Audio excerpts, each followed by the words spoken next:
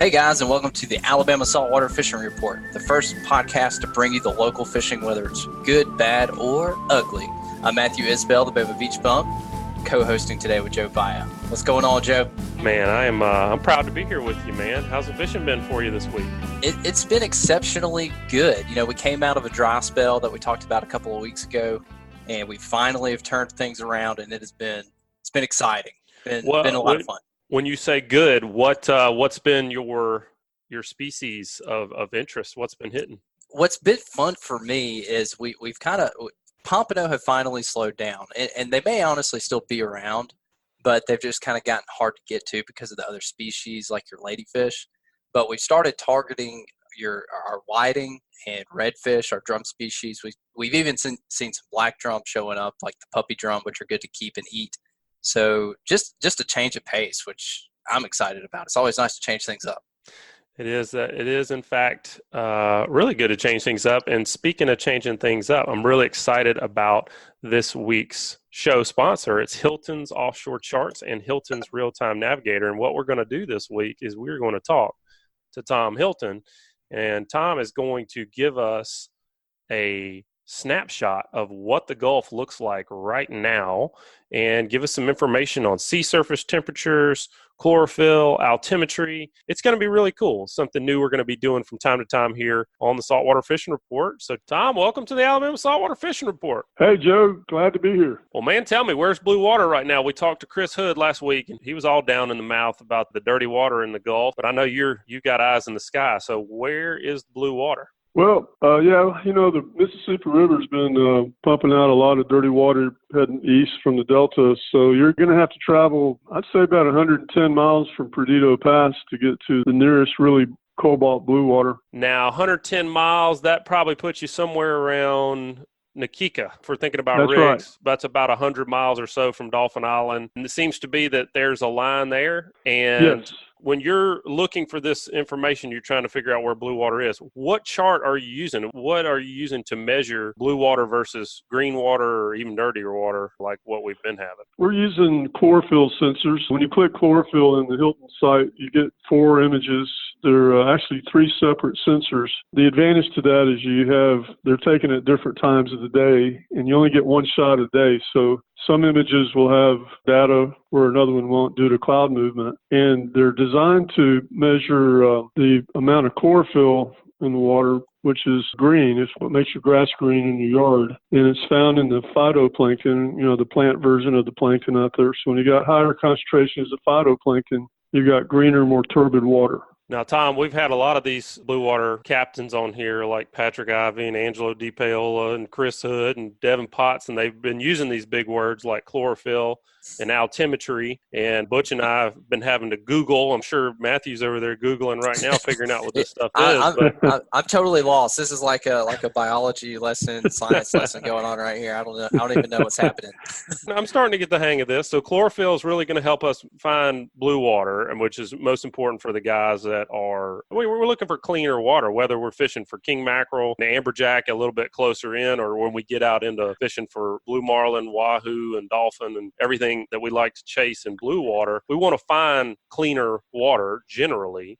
What's next in that? We've talked a little bit about altimetry. Explain in the simplest way you can what altimetry is. Altimetry is a measurement of the surface height of the ocean that's made every day. The satellites shoot radar beams down and bounce them off the surface and put the wave heights into an algorithm, and it develops this contour chart that shows your bulges and the depressions in the surface of the ocean. And somebody somewhere somehow figured out, hey, I'm catching a lot more fish over here in these depressions, in these upwelling cyclones, than I am in these bulges, which are these downwelling currents. So when you say upwelling, what you mean by that is that that's an area of where the water is higher relative to sea level. Is that right? No, a lot of people infer that, but it's actually the opposite. I think the way, in my mind, if you take a water hose and put it in a bucket, and just the water pressure after it starts to overflow, it's going to have a mound. So you're pushing the water down, and it's going to create a bulge in the surface due to that pressure. Ah. And so then for every action, there's a reaction. So when you're pushing that water down, it's got to come back up.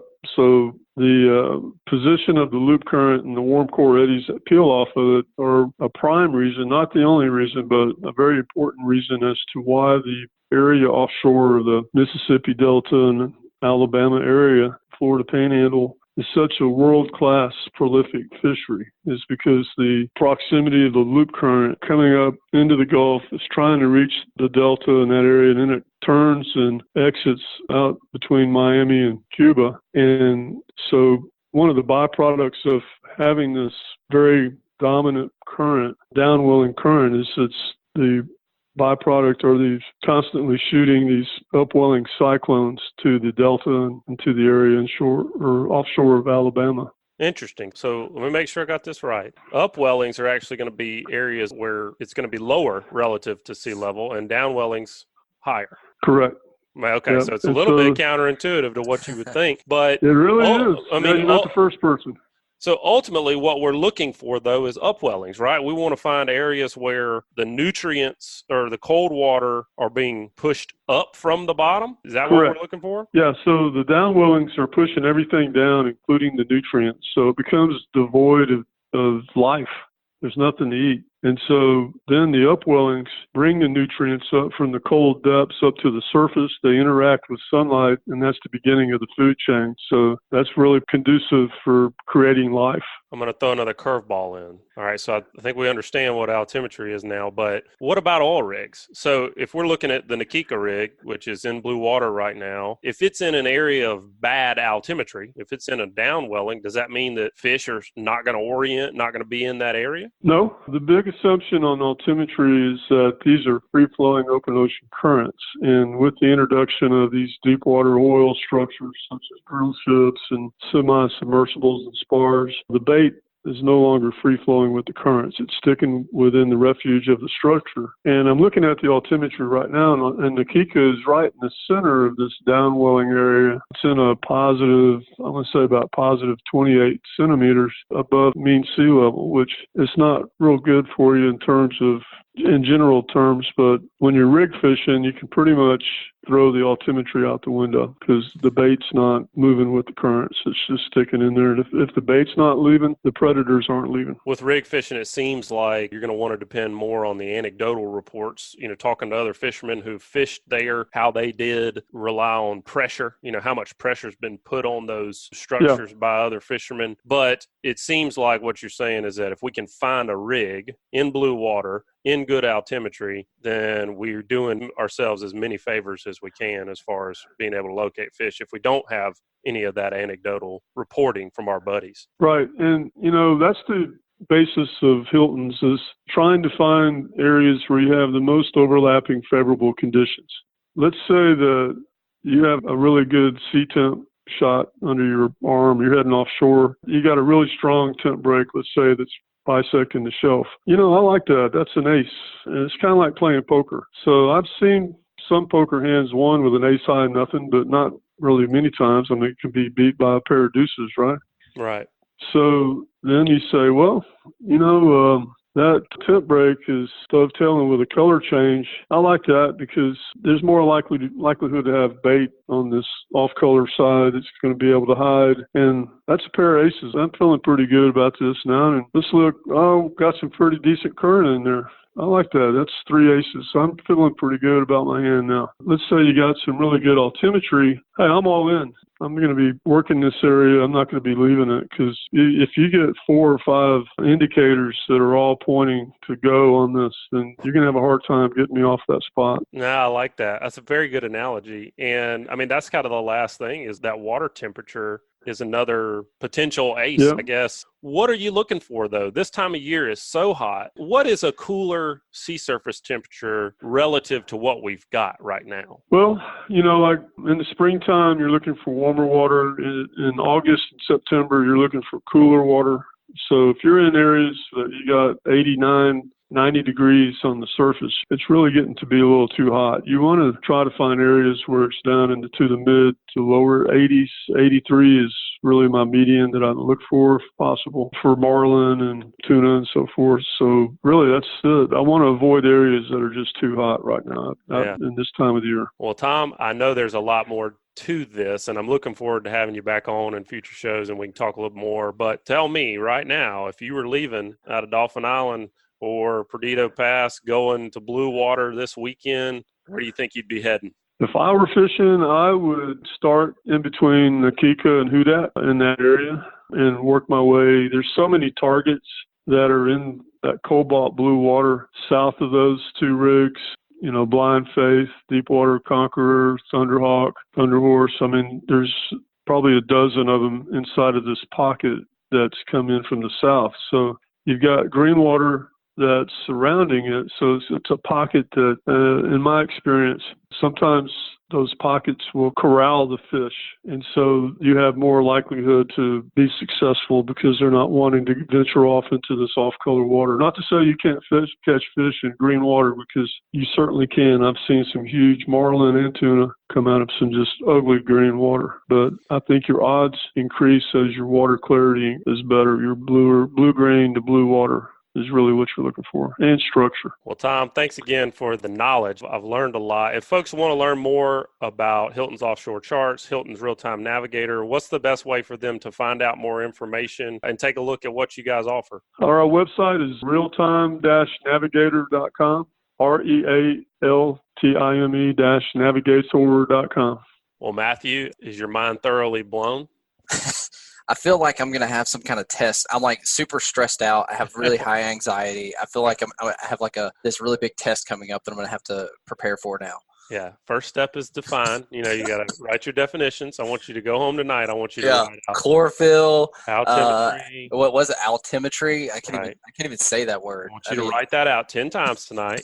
And then we'll do a little quiz tomorrow on it. Okay. Please don't. I got really bad anxiety already. Really good information. I think some of that is very applicable to what we do on the beach. Just being able to see water, surface temperature, and also the chlorophyll. If I'm using the correct terminology for watercolor, I mean that's huge. I mean that's really good information that you can take and know which beach to go to that's going to have better water clarity versus another, so that you're not wasting time. It's a form of e-scouting. So instead of driving to the different beach accesses and spending half a day, really, sometimes driving to different beach accesses, looking at the water conditions, talking to people, figuring out how they did and all that, you can essentially jump on your computer, look at an aerial, and know, okay, we got clean water over to the west, over to the east. It points you in the right direction, and then you let things like those anecdotal reports or other variables help you make your final decision. So it's really cool stuff. I know there's a lot of the best captains in the Gulf are using that kind of information every time they go out. You got to be competitive. Well, you're on the show this week, so who's bringing us the onshore report? I believe we are going down to my good buddy, Scott Kennedy. What's going on, Scott? What's up, fellas? Tell us about your week, Scott. How's it been going? Have you been kayak fishing or surf fishing or what exactly? You been skishing? You ever heard of skishing? Have you heard of skishing? Do you know what this is? That's a thing. It's the real thing. I hadn't heard of it until yesterday. I got to scrolling through Facebook and I got to witness that firsthand, and that's something different. That's about all I can say. Matthew, what is skishing? I can't remember, but it sounds like something that I don't want to type into my search engine. Right. There's these guys that literally swim out. They're swimming out into water that's over their head. They got little paddle flippers on. They got like their rod and reel latched to their belt, I guess, and they're fishing while swimming, skishing. I don't know where the K comes from. Wow. Anyway, you been doing any skishing this week, Scott? I hadn't been doing any skishing this week. I have been spending quite a lot of time in the kayak. I tell you, man, it's been good. It has been real good. Where you been targeting? Let's start out with locations. What kind of pattern are you on location-wise? So I've been kind of pushing back into the mouths of these tidal rivers, a lot of tidal creeks. Anything kind of dumping out into the main bay. Mobile Bay has been where I've been focusing. Marshy areas. I love to spend my time in the marsh. I'm sure a lot of y'all have seen the same on the beach and stuff. It's been good. It has been good the past few weeks for redfish. Just been getting a lot of them. My big thing is throwing the top waters for the redfish, and it had been slow there for a little while. We could get it blow up here and there, but it seems like the past 5 days or so, they have really started keying back in on those top waters, and they are giving it 100% when they decide to eat it. Scott, I know you're already catching a lot of redfish inshore right now. Typically, what we see on the beaches before they move in, it's usually the month of September, and it was almost like clockwork for us on the beaches this year where we started seeing these redfish and we're already seeing them. Sounds like you're already seeing them as well. Is this a little earlier than you would typically expect to start seeing redfish? I mean, do you think it's going to be a really good fall? Like, what's your thoughts on timing here? Yeah, I tell you, usually, of course, everybody talks about red October, and that's traditionally been my best month for them is mid-October seems to be when it kicks off. But, just like you said, it seems to be early this year. We're already starting to see them schooling up. I've gotten on a couple schools that, you have to double take at them to make sure you're seeing what you're seeing, because it's a lot of fish moving around. And, like I said, we usually don't start seeing them like that until October, but it's been promising to see. So, Scott, you're talking about fishing for these bigger schools, and how shallow water are you? Are you fishing tailing reds yet, or what are you talking about there? We hadn't seen any true tailing yet. We've been seeing just kind of a lot of, in that 1.5 to 2.5 foot range. Of course, being in the kayak, we can get real tight to these fish before they notice us. So I've been pulling these, grass lines and stuff along these banks. And, of course, you can look for the head weights and stuff. With the amount of mullet we've got in the creek and rivers right now, it's kind of tough. You get a lot of false head weights. Biggest thing I've been looking for is if you can see the bait, starting to kind of shower along the bank. If you see one exploding on the bank, that's a good place to focus. But just kind of looking for the bait showering, these real shallow flats. And if you push long enough, some days we found them pretty quick. Other days we've had to search for them a little bit longer. But it seems like if you look for them, you should be able to find a good school of them right now. Something that a lot of people ask me, focusing on the beach, everybody wants to throw topwater, me included. And I think I'm asking the best guy here for this. I think I'm asking the right question for the best guy here, because you catch a lot of redfish on topwater. I know that's your thing, which I've struggled here recently with any type of topwater bite in the surf. But we're about to have a lot more opportunity, especially on these clear, calm days that we're going to have here throughout the fall. And as these redfish become more prevalent, what would you say is the best topwater approach? A smaller profile, color, what type of cadence for the noise? Can you give us some ideas on specifics? If you want to get a redfish on topwater, can you drill down what we want to look for in a topwater lure? Yeah, certainly. So of course, I like to stick with a real small profile for redfish.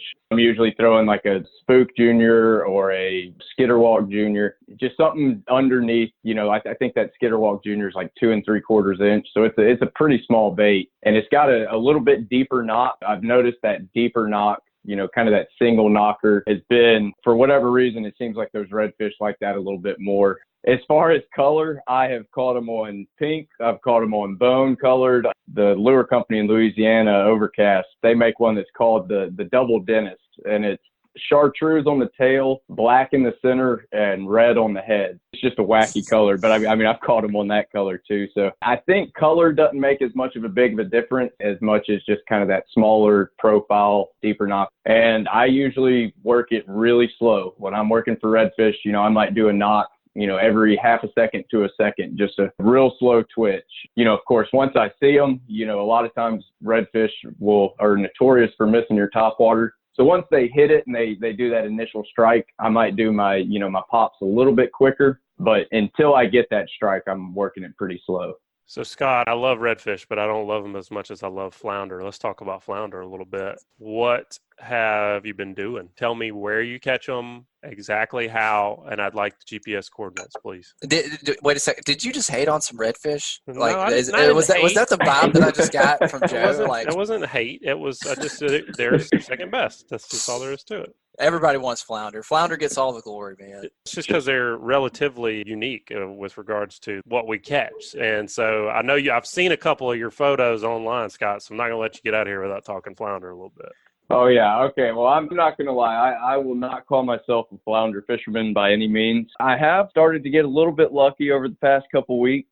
kind of the areas I'm focusing are not necessarily in the passes, but the small bays around the passes, within maybe 2 to 3 miles of the passes or so. And of course, it's been very, very slow fishing for the days I have gone out and targeted them, but just fishing live bait, a live bull minnow or a live finger mullet.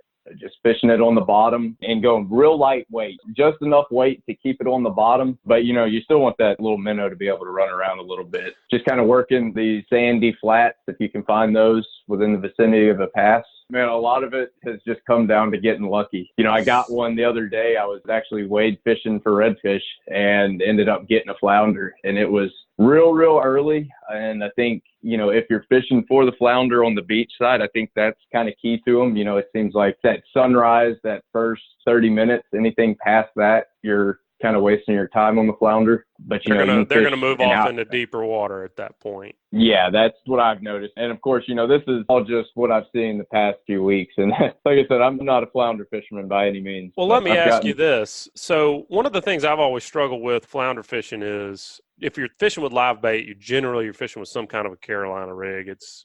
Some folks use a barrel swivel. I've always used like the bullet weights that you use bass fishing. I like those because I feel like they're a little better profile to get through some of the snags and whatnot. But one of the things that always bothered me is we're dragging that bull minnow along the bottom. And I always felt like, well, if there's a flounder laying there, my lead is going to hit that flounder in a lot of cases before my bull minnow or whatever I'm dragging across the bottom is going to get to him, may scare him off. As opposed to if I were hopping that bait, trying to, kind of pick that lead up and then put it back down. And so I wonder, have you noticed anything with your flounder fishing? Are you starting to catch those fish? Are you catching them on jigs mostly? Because it seems like if you're fishing a jig, you would get away from that somewhat. Be able to cover more ground without necessarily just dragging it along the bottom. You kind of hop it along the bottom. I guess you could hop it right onto a flounder. What are you doing with your jig fishing? Do you drag it across the bottom or you kind of hop it? Yeah, so I'm actually giving it a pretty good hop. You don't necessarily want it to come all the way up to the top of the water column, but you definitely want it to get up. I've been throwing a lot of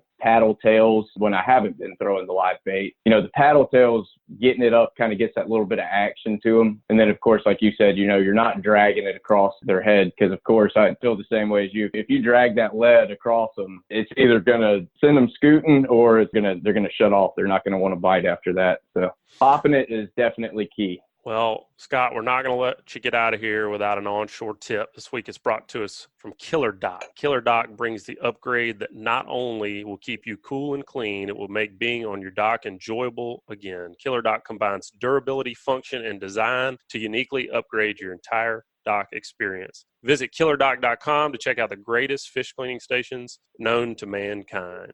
Matthew, have you had a chance to check out one of these KillerDocks yet? I'm not fortunate enough to live on the water or deal with any boating. So my dock is right in front of my house on just a cheap table.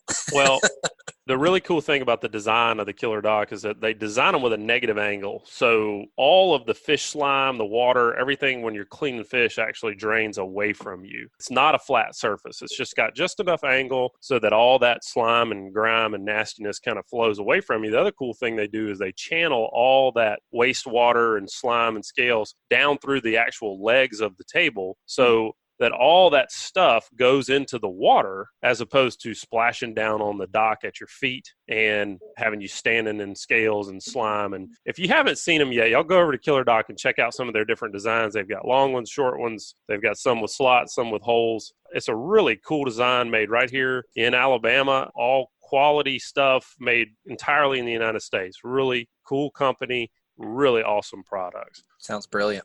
All right, Scott, what you got for an inshore tip this week? My tip this week is to slow fishing down and really, work an area over. A lot of times I usually fish pretty fast. Past week or two, I've really slowed down, started making a lot of casts. I might make a cast 3, 4, 5 times at the same area, just, really, really slowing things down, working it over, just putting a lot of time that I normally wouldn't. And it seems like they may not hit it on that first cast, but, if you put 2 or 3 more in there, seems like they've been following it up after that. When you're talking about fishing slow, I've heard some guys, we were talking about flounder a little bit before. A lot of guys favor the old bait casters as opposed to the new ones because the gear ratio is so much slower of a retrieve. Do you change anything with your tackle, your rod, and your reel when you're changing a tactic like that, or do you just do it all manually?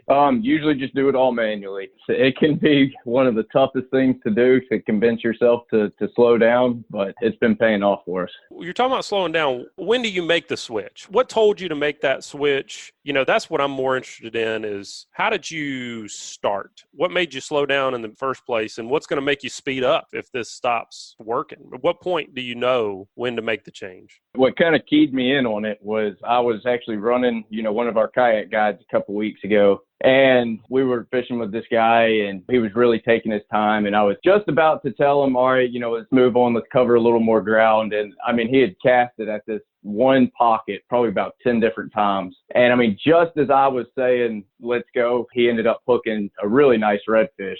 Kind of caught my attention. So throughout the day, we started slowing down a little bit more and catching more fish like that. That's what we've just kind of been carrying that on day to day. Of course, I'll make the switch as soon as I start catching them, when they're hitting it on that first go. When you see a spot that you think there should be a fish, whether it be a current break or something, and you make a cast and that fish is there, that's when we'll start working a little bit faster and just trying to hit the areas that look a little more favorable. I gotcha. The hardest thing I have fishing slow is especially once you start catching fish, it just gets you going and you're like, oh, I need to catch another one. So if you don't catch one in the next couple of casts, it's okay, I got to move on now. So that's the hardest thing for me. It's a great point to make because we get that instilled in us that we think, oh, we got to keep moving. We got to find these fish. And a lot of times they are right there in front of you. And sometimes it takes multiple casts to get that fish interested. Well, Scott, it's been great, man. We sure appreciate the report as always. If folks want to book a trip and do a little kayak fishing or even some shore-based fishing, what's the best way for them to get in touch with you? Shoot me an email at kayaking.kennedy@gmail.com, or you can check out our website at whistlingwaters.com. Well, Matthew, Scott chases all his fish, not all of his fish, chases most of his fish from a kayak. Let's take it a little bit further off the bank, and let's go talk to Captain Richard Rutland and get the inshore report. Captain Richard does a little bit of everything. He fishes for speckled trout, redfish, flounder, cobia, triple tail, amberjack. What do you not fish for, Captain Richard? Oh man, I do like to think of myself as being a well-rounded angler, being able to chase a lot of stuff. I got a couple fish on my hit list though that I hadn't caught yet. Well, I talked to my dad yesterday, and old dad took a trip with you, and sounds like things were pretty slow. Now, that being said, it could have very easily been the crew that you had on the boat. I know that crew. And but y'all went and chased some cobia. What's that been like? Man, it's been very good thus far until yesterday with your pops. Marked a few fish on my side scan throughout the day, and then only put my eyeballs on 2 fish, which is not typical for this time of year. And I covered a very, very broad area and fished for a very long time. I put my boat in the water at 6 o'clock, and I did not put it back on the trailer until 5 o'clock. And that whole time was spent looking for ling. And well, wait a minute. We only hooked one. Now, did y'all have to stop and let Grandpa take a nap, or were y'all able to full day? Yeah, that was a full day. A full day. My crew was very good. They stayed very enthused most of the day. I will say that nobody was sitting around or saying, "Hey, let's go in," or "Hey, you think we can go catch something else?" We stayed after it, and I don't know if it's just coming off a Labor Day weekend. There's a lot of folks on the water, and the fish are kind of thinned out, or what's going on, but that's checked up quite a bit. The good news is that a couple of weekends ago, we Capt, Bobby, and I fished a Saltwater Fanatics tournament and did very well in the slot trout category, and then the slam category, which was trout, flounder, and redfish. We had pretty good morning fishing Dog River on flounder. We were just Carolina rigging some finger mullet. We threw a cast net early in the morning, and caught some little finger mullet and pinfish and stuff. And we did well on flounder, and caught our slot trout down at the Dauphin Island Bridge, slip lining and tight lining croakers down there, and then made our way up to the causeway and fished grass flats for slot reds. We had a ton of fun slot red fishing. There's a lot of redfish up there around that causeway right now. Richard, if I'm looking to get an inshore slam, like that's my goal. I'm going out. I'm going to make it happen. What's the best approach? Like, do you start like, okay, we're going to focus on this particular species fish first? Like, what's the progression to give me the best chance of success at making sure I catch all three of them? Man, we typically, me and Abrascato like to usually start, if we have to do it in one day. Now, this tournament we had 2 days worth of time to fish. But if we did it in one day, we always start with trout first, just because that low light conditions first thing in the morning, you tend to get a better trout bite first thing in the morning. Then we usually go red fishing. We always say flounder for last because that's our favorite species is going flounder fishing. So I'm being sarcastic there about flounder, but we always seem to find them. But but a lot of it depends on the area that we're in, you know. But we always center our day, usually start our day around speckled trout, and then we're going usually somewhere to find a redfish or a flounder. And then a lot of that depends on tide levels where you are and stuff. Like those causeway fish we were catching, we flounder fished first thing in the morning, and then the redfish, we wanted to wait for the tide to start pulling out of the grass and stuff up with the causeway so that the water would clean up and we get a little bit better. We got a couple of sight casting opportunities while we were up there. So it just kind of just usually depends on the conditions as far as my progression, but definitely always starting with the trout first. This is probably a dumb question because I've actually never fished an inshore tournament personally. So, but I do know that with most inshore tournaments with redfish, because they're slot fish, however, in Alabama, I know we can't keep one over, they still cut it off at like 26, what you can weigh in. With the trout, is that the same now with these tournaments? Like, can you not weigh in a trout over 22? Is that correct? Yeah, that's how they're going to do it. They're going to treat it exactly like reds. And really the cool thing about that is you can push the limit a little bit, because with redfish, you're allowed one fish over 26. So even if you are trying to take a chance and kind of swing for the fence per se, you can have an oversized fish per angler, and then plus your 3 slot size fish. And then with trout, same thing. You're allowed one over, but you have to stay inside 22 for the weigh-in. All tournaments probably are not going to go with that format, but thus far, since the limit has come out, that is how all the tournaments have gone. It's all been slot. So hopefully a lot of people are jumping on board with that and getting behind it. I think it's going to be a good thing for the fishery, you know, not taking those big breeder fish out of the system.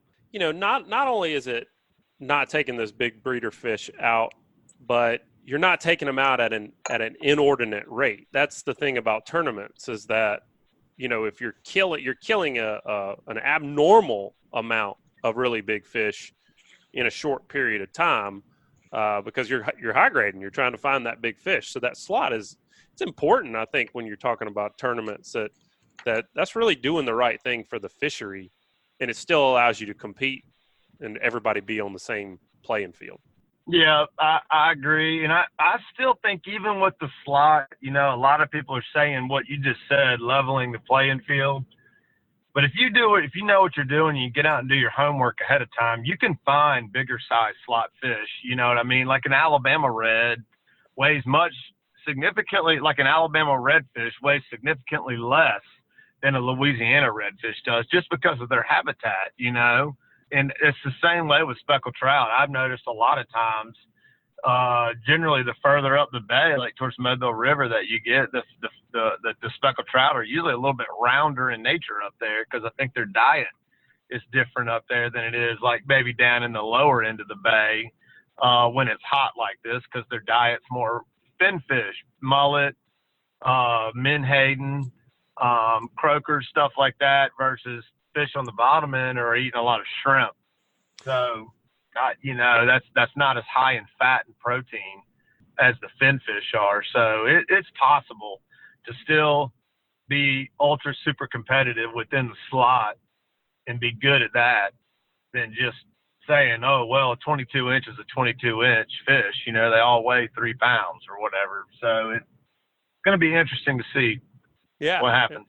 Yeah, it's an interesting tweet. Well, Richard, what do you think about this weekend, man? What's the pattern looking like heading out Saturday and Sunday, and where do you think where are you gonna be? You gonna be chasing the cobia? I didn't even ask you about triple tail. Y'all still been running across plenty of triple tail? Yep, I've had a real good day on last Saturday. I got on a crab pot line over nearby La Battery, and we saw one, caught it. It was a pretty nice fish, and then two more crab pots down, saw another one, caught him, and tagged that one and released that one. And then I think we went about another 4 pots, and there was another one down there. So there seems to be a lot of fish around, and there's a lot of fish weighed in that Saltwater Fanatics tournament. So it sounds like there's plenty of fish around. I tell you what, there's not a lot of around right now. It doesn't seem like there's very many people fishing right now. The boat ramps are like deserts down there during the week. So there ought to be plenty of opportunity, I wouldn't say the fish are getting hammered right now. Yeah, everybody, like we said last week or the last time we had you on, everybody just keep focusing on those deer plots aren't going to plant themselves, and those football games, they need spectators, so. They do. Everybody just switch that focus. Well, Richard, guess what, buddy? You got the Hey Cap question this week. And watch out. It's brought to us by Foster Contracting and the Fortified Roofing Pros. Matthew, on here, we talk about safety just about every chance we get. And one of the big things is, not letting a preventable problem ruin your day on the water. We talked about that, ad nauseum. It's really no different when it comes to choosing a company to put a roof on your home. You've worked your whole life for your possessions, and while they are important, the safety of your family is paramount. When you choose the Fortified Roofing Professionals at Fortified Roofing Pros, you're making a smart choice. Fortified Roofing Pros has over 25 years serving the Gulf Coast, and they certified over 200 customer roofs last year alone. Give them a call at 251-973-9999. If money is tight, there are financing options available, and you can save up to 40% on your homeowner's insurance with a fortified roof. Don't let the safety of your home go another day unchecked. Learn more about the fortified roofing process at fortifiedroofingpros.com. All right, Richard. James Long says, hey, guys, I love the show. The amount of knowledge gained from all who contribute is amazing. My question is, what are some tips to ensure a good, healthy release on these oversized trout now that we have these new regulations, which I think are fantastic? That's pretty timely considering what we were just talking about. What do you think, Richard? You do a lot of tagging with South Alabama, and you release all kind of fish. What do you think as far as releasing these big trout? So, I have a lot of things going on. Usually when I'm catching some of these fish that I'm letting go, that I'm trying to release, I'm either have a charter on the boat. A lot of times I'm trying to tag them and write all that info down in a timely manner and whatnot. And a lot of it has to do with being ready. So you get to a spot. Number one, we'll start with your net. I highly suggest getting what you would call a coated net, the ones that I prefer from Bass Pro Shop. And they just have a nice light plastic or rubberized coating on them.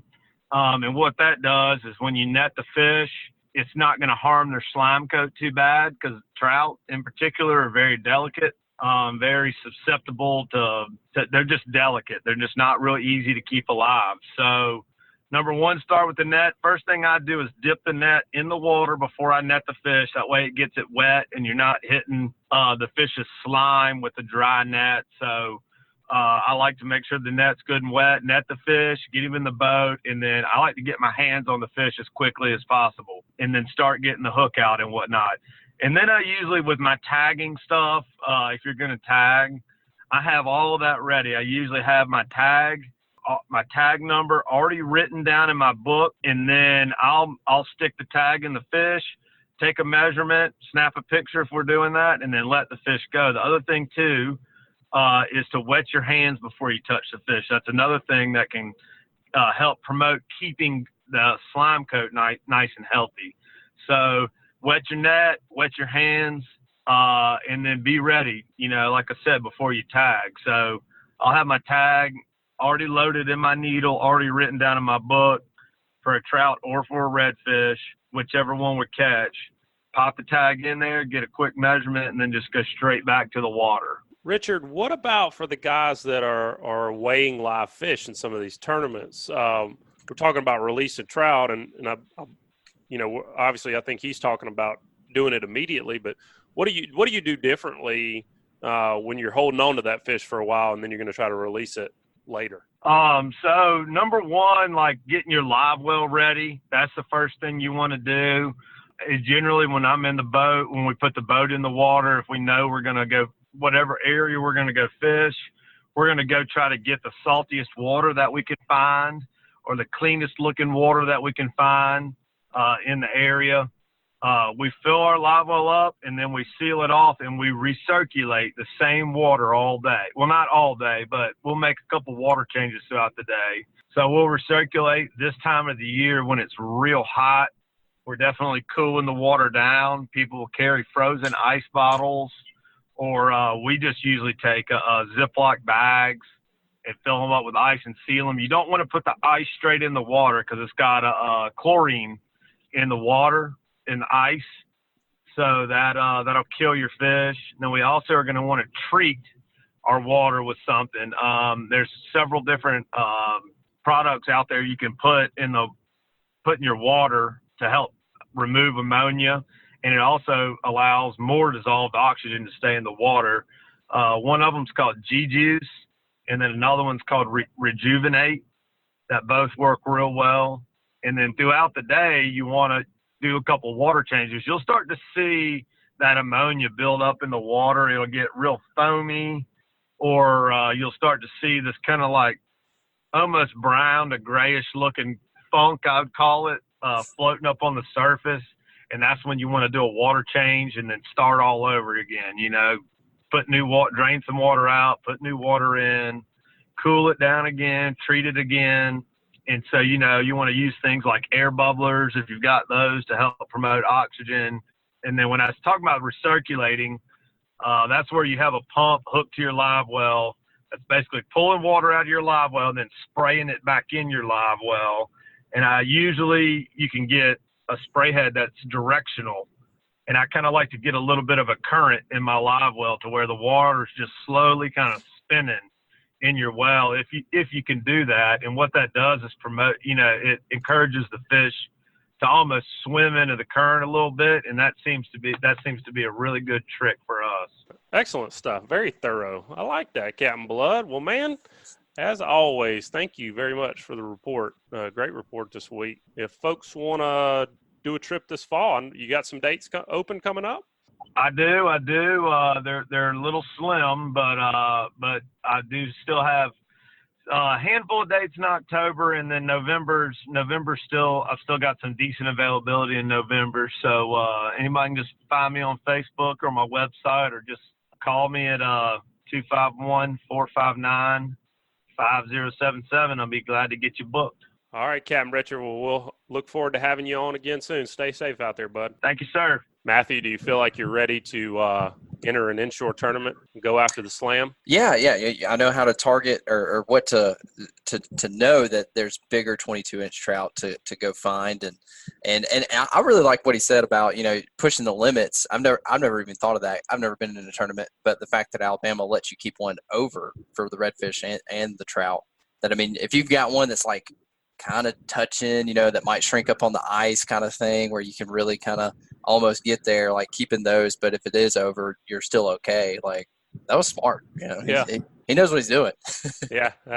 They win a lot. So he's a good one to listen to on that. And speaking of a guy who fishes a lot of tournaments, let's go talk to Angelo DePaola. Angelo, is going to give us the offshore report this week. Man, I hated to hear that you had to cancel your tournament last week, Angelo. Y'all still made it out, do a little fishing? Well, we were locked, cocked, and loaded, and we were all kind of bummed that the weather was going to really not cooperate with us for the weekend. So we left Thursday night and fished that night and fished Friday day, and actually had a pretty good trip. Fished basically light tackle fished the whole trip, and ended up at the spur on Thursday night, and put 2 swordfish baits out and caught a small swordfish that we released out there. It was big old giant oceanic needlefish were out there. I tell you, I wanted to dip net one so bad. I think that would look awesome behind an Islander as a teaser bait. We couldn't get them to cooperate with the dip net. Of course, all we had was like the kind you dip your bait out of the live well with. I thought you were going to say 6 times too long. I thought you were going to say you wanted to get one mounted. I think that's what I was thinking. I was really like, cool. Hey, dude, let me tell you, they had these black stripes that run horizontally on them. It's a pretty cool looking fish. Out there in blue water, you never know. I mean, sometimes you see those flying fish that are all different colors. You think there's just one flying fish. There's so many different species, and they're all different colors. And you see, dip up those little baby sailfish sometimes in your lights. I mean, it's just all kind of stuff out there. Brown, yellow, red, blue. Yeah. So, well, what about signs of life? So you went to the spur. I mean, what was there a lot of signs of life, a lot of squid, a lot of flying fish? What was the situation? What was weird? There was these bunches of these little teeny tiny minnows. They were just everywhere, and little chicken dolphins and these flying fish and these needlefish were coming in and eating them. We didn't see any squid, but there's just, finfish action around. And then that morning, we consulted our Hiltons, and all the blue water is a pretty long haul away, especially for a day trip. So, but there was a little patch of like clean green to blue-green mix, and you could see the chlorophyll levels were going up and down, and there was some temperature changes over there. And so we just kind of worked our way to the east-northeast until we kind of started finding stuff that looked right. And we found this little half-degree temperature break, and it was interesting. As the props were turning, you could see they were turning up some bluer water. So this little tiny bit of green water on top with blue water underneath it. And we caught a sailfish. Actually, we had that sailfish. That sailfish came up on a teaser, and on the same teaser at the same time was a wahoo. We pitched the wahoo. Well, we pitched the bait out there, and the wahoo was the first thing to come up and ate it.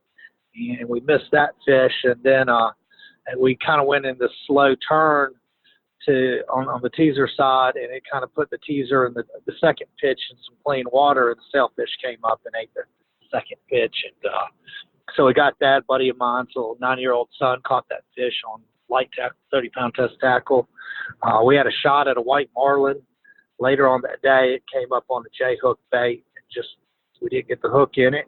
Caught a dolphin, and all in all, we almost caught a grand slam, got a little bit of food, a little plays for everybody. It was a fun trip. And Angelo, I've never been offshore trolling, and maybe some folks on here that listen haven't either.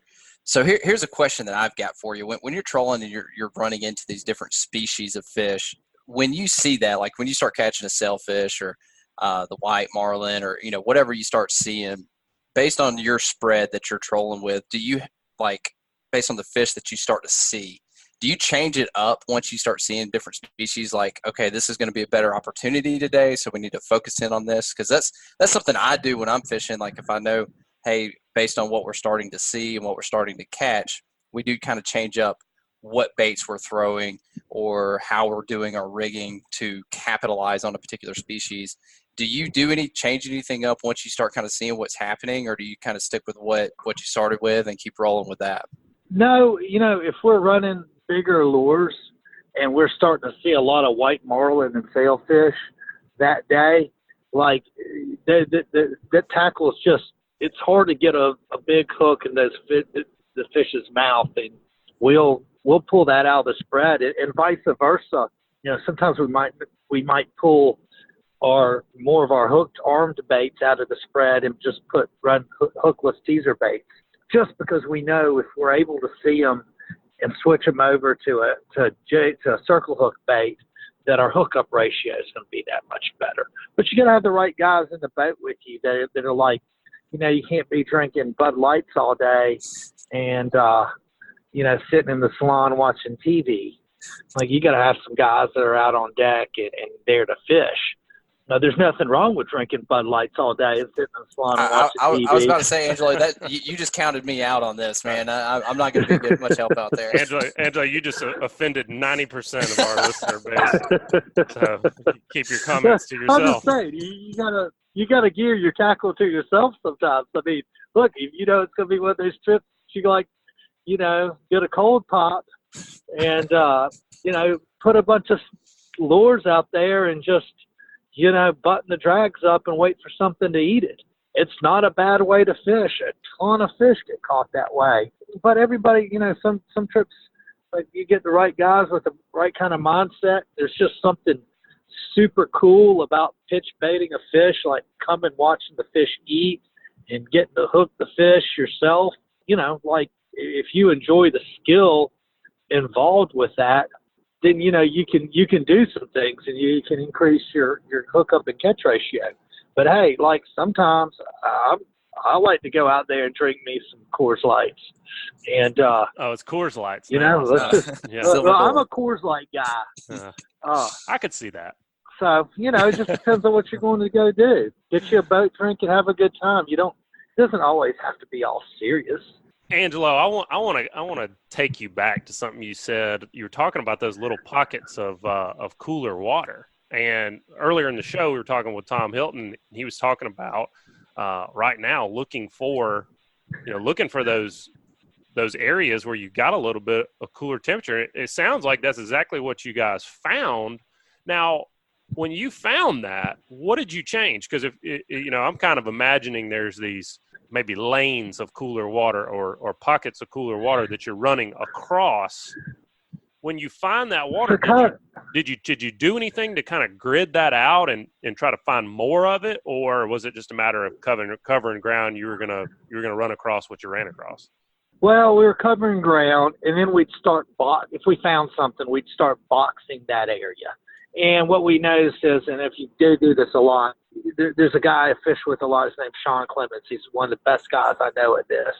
Is that he is constantly watching his depth finder. What he's looking at is not the bottom necessarily and not bait balls. He's looking for that as well. But he's looking for that temperature change. When he finds it, he boxes that area. And like, I've just sat in a 2-3 square mile area all day, and we just sit there and catch fish because the bait and everything can be pushed up in just one little area, and you don't need to go traveling all over God's green earth to go look for it. And that's what we were doing. We'd box the area, and what you find is, like, you kind of, after you boxed it, you'd get outside, you'd find the edges, and then you might go, 30, 40 more minutes, and you'd find another one of these, I'm not sure, like an upwelling or whatever, but the water was just, you could tell that the props were kicking up a little bit cleaner water whenever you found one of these, and every time it did, it correlated with temperature change on your depth finder. And one time it actually correlated, it wasn't like a big push, but you could definitely see there was a line and it had fish on it. But all the fish we caught right in, like, inside of those little temperature changes. I will say this, on the way home and in really green water, and I'm just very curious because we thought about dropping the riggers and putting some baits out for a few minutes. But there, in about 450 feet to about 100 foot of water, there are giant schools of bonitas off to the southeast, off of Fort Walton, Pensacola, south of the north of the 131 hole. Big schools of bonitas, big schools of sardines you were seeing flipping up on top. I'm not sure if there's predator fish in there yet, but if we get any kind of water that will kind of clean up that area and bring the predators in, I just think that the fish over the course of the next couple weeks, and this is when it happens, it really off of Fort Walton, there's a little ledge over there, about 18 miles due south of Fort Walton Beach, and about 180 to 250 foot of water. This time of year, the fish stack up over there.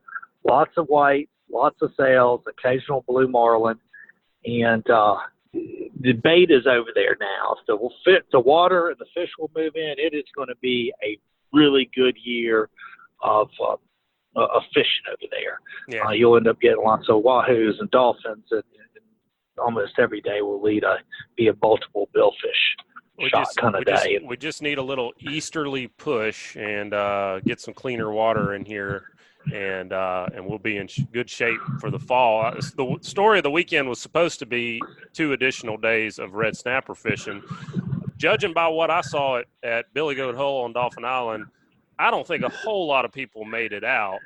Was Perdido Pass much the same? I mean, you had to want some red snapper to go after them this weekend. Yeah.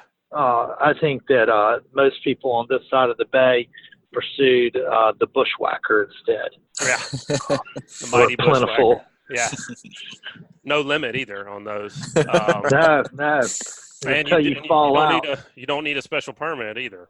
No. So, well, we're gonna check back in with Scott Bannon and those guys and find out if that's going to mean more days for this year or how exactly they're going to manage that. But Angelo, as much as you like to fish, it's not what you do for a living. You sell real estate. So before we get the offshore tip this week, you got any new listings over there that you want to tell us about? Man, I just pulled up I'm in my truck right now. I just pulled up to a house on Marina Road. We're going to take a look at it.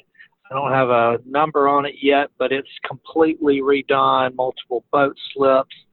It is a cool-looking house, and I'll have something for you guys on it down the road. But right now, we have a beautiful house on Gulf Bay Road, priced $960. You know, it's what it appraised for. We've got a great unit at Harbor Cove if somebody's looking for a 3-bedroom, 3-bathroom with a boat slip and lift for under $500,000. This is one of the only 2 properties out there in that category for under $500,000.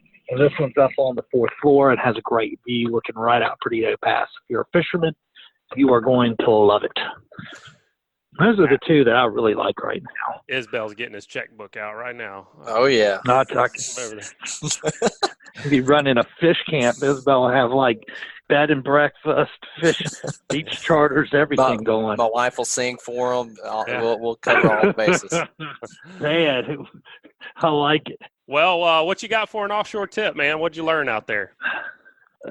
I learned this down in Central America and Guatemala and those places is like in people in the Gulf, so many times you fish, and I get it because we just don't get the opportunities and shots that those kind of places get. But especially as we come into this like September, October fishery where you have a lot of whites and sails, more often than not, you're going to be raising more than just one fish at a time. And what we tend to do here in the Gulf is you hook a fish, you reel all your stuff in, you go in reverse, and you go catch the fish. Like, I just think that a lot of people miss out on multiple fish opportunities because they go right into catch mode. And my tip would be this. If you get a bite on that flat line, your short rigger, your long rigger, whatever side of the boat that's on, or if you pitch them off of your teaser, as you start seeing that fish come into your spread, because if you're watching, you'll see them a lot of times before they bite, even the wahoo and dolphin and stuff.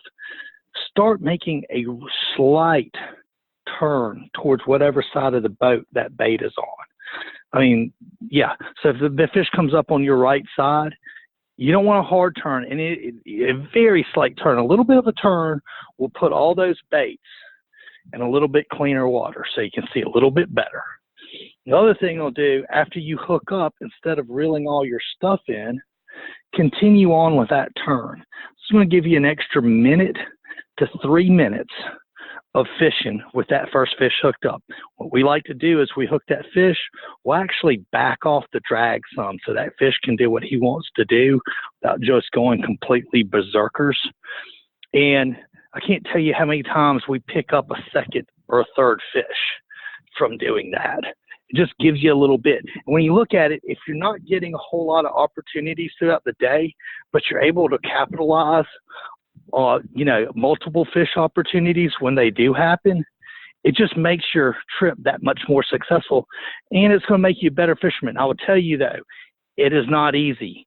If you think you are going to go too wide of a turn, you're not. Like when I first started trying to do it myself, and I'd seen guys do it, what I was finding is even when I thought I was in this real wide turn, I was in a much tighter, sharper turn than what I wanted to be in. So just a slight turn will put you in a complete loop. And what it'll do is, plus that fish is on that side of the boat, what you'll do is you'll eventually end up back where that fish is jumping. Then you just spin the boat around on them and go catch your first fish.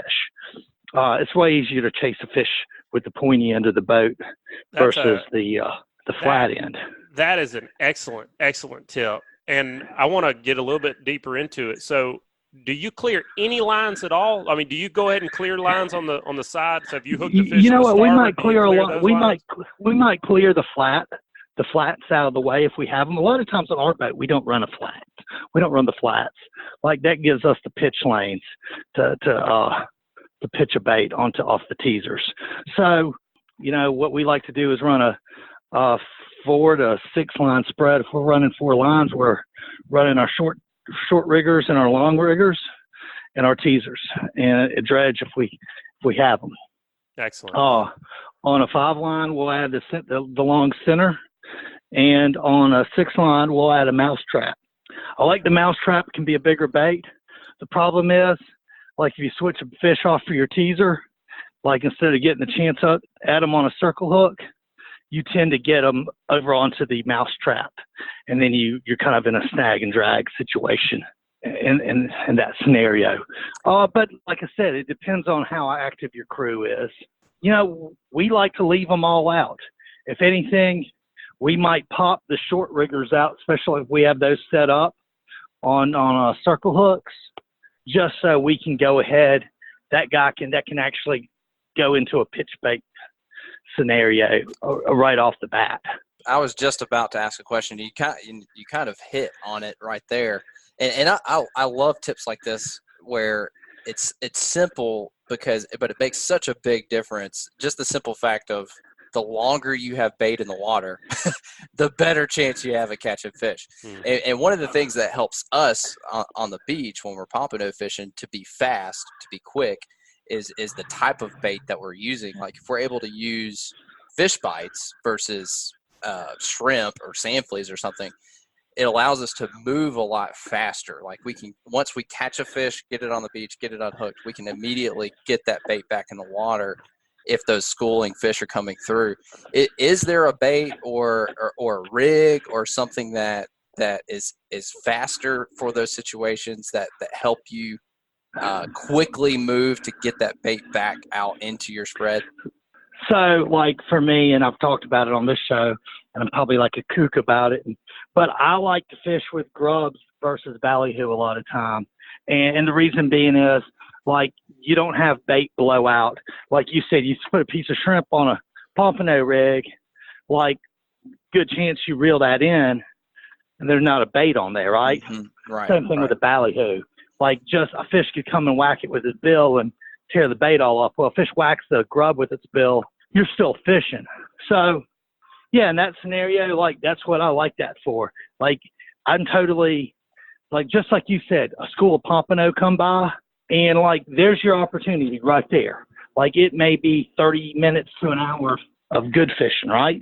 Mm-hmm. Well, like, same thing with, like, if you raise, you know, a billfish or two, that you may just been, they might have all come up in the spread because whatever reason, they're like, you just ran it across a pocket. So, like, yeah, you want to have some baits in the water and make sure they're ready to fish. A lot of times when you fish ballyhoo, it gets boring, and three of your baits back there blown out, and then the one bait that's still good raises a fish, but all your other baits are kind of not really in fishable situations because, you know, you just kind of got lazy.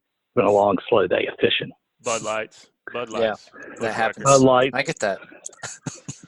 we always enjoy having you on, sir. You give a great report, and you always shed some light on bill fishing and fishing for those pelagics, and really give us some good knowledge, and we certainly appreciate that. But you do a lot more online. You're known as the Coastal Connection, which I think is very fitting. You cover a lot of culinary opportunities, a lot of different things related to Orange Beach and Gulf Shores in that area of the world. If folks want to follow you on social media and get a little taste of what Angelo's about outside of the fishing report, where can they find you? The best way to find me is just go to Facebook, go to this little search bar on there and put in the Coastal Connection. If that doesn't show it, then put in Angelo alongside it. He'll pull it up. But if you put in the Coastal Connection, you'll pull me up. We do all kinds of stuff. We do restaurants. We're talking fiber optic cable last weekend. We'll be talking cabinets this week. So it's all kinds of stuff. Look, we talk beach mouse permits and whatnot. So we cover it all. You're like a box of chocolates, Angelo. Man, I'm the connection, baby. I just connect people. I find this is what I find in life, guys. If you give more than you receive, you'll find that you receive a lot more. So my goal is to just always give, high value, be willing to receive when it's opportunity arises. I love it, man. I love it. Well, Angelo, I hope you receive some good fish here in the future and get back out there. We'll look forward to talking to you when you do, buddy. All right, man. Appreciate it, guys. Y'all have a good day. Talk to you soon. Thanks, Bye. dude. All right. Bye. Well, Matthew, I enjoyed having you on and co-hosting with me today. I appreciate you joining me. Yeah, it was a good time. Definitely, I'm a Guggen in a lot of these areas, so I can't really help out too much. But I had a good time. I learned a lot from these guys. Yeah, there's a lot going on the Alabama saltwater fishing scene. You can do so much. It's one of the beauties of this state, and not just Alabama coastline, but the northern Gulf as a whole. You've got so many opportunities and so many different ways you can apply what we're learning on here. I feel so blessed, lucky just to have grown up here and be able to fish and hunt and do all the things we love to do year round. One of the things we always do on here, Matthew, is we find out what we learned today. So what'd you learn, man? Well, besides the vocabulary lessons and the science lessons that we had today, I think just seeing being here and formulating questions and being a part of the show like this, I think what's cool is just the principles of fishing that apply kind of throughout all styles of fishing. Just with Angelo talking about making sure he's keeping baits in the water longer. I've never offshore fished in my life, but I can understand that, and that applies. I can still apply that tip and that information to the style of fishing that I have. Just what can I do? What are some ways that I can approach the style of fishing that I have to keep baits in the water? When something happens, how can I keep baits in the water a minute or two longer? That simple thing's going to help me hook up on more fish. So seeing those things, and even talking to Scott, and the same thing with him, just slowing things down. I mean, you could even say that. I mean, just making sure that you're hitting an area with more bait, putting more bait in the water. So, and he's inshore fishing for trout opposed to white marlin and sailfish. So just those themes among fishing that are the same, but you're targeting completely different species. Yeah, very cool. The universal truths of fishing. Yeah. Richard Rutland, who, gave the inshore report, has got a really cool article we just posted on greatdaysoutdoors.com. It's about the upcoming fall fishing for speckled trout and how he goes about selecting the best rigs. Does he want to fish with a jig? Does he want to fish with a twitch bait? Does he want to fish with a topwater? Or, what and how? But one of the things that I really liked in that article is he talks about the importance of casting distance and how, if you and I are standing right next to each other and I can cast 10 yards further than you, then over the course of a day, I'm going to fish miles of more water than you will. And that is one of those universal truths of I've got my bait in the water, in the strike zone longer than you do, even though we were out fishing for the same amount of time. And gets back to what Angelo was saying, is that you can definitely go out there and relax. And I certainly do my fair share of that for sure.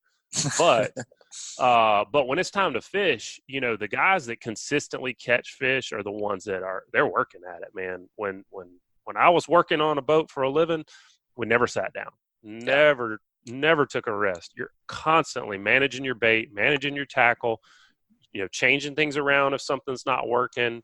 It is very neat. And you hit the nail on the head, is that the more you talk about this with good fishermen, you see that these guys are patterning fish and they're doing a lot of the same things.